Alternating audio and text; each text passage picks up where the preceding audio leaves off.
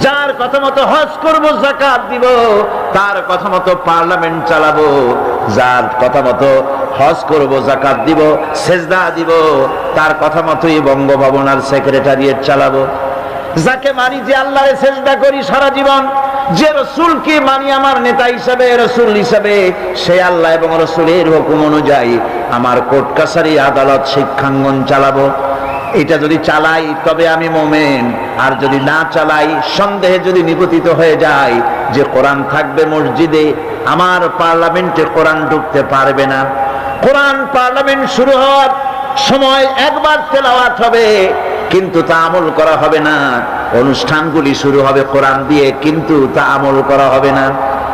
কোরআন তেলাওয়াত করে ব্যবসা প্রতিষ্ঠান উদ্বোধন করা হচ্ছে, কিন্তু সুদের টাকা দিয়ে ব্যবসা প্রতিষ্ঠান বানানো হলো। বিবাহ পড়ানো হচ্ছে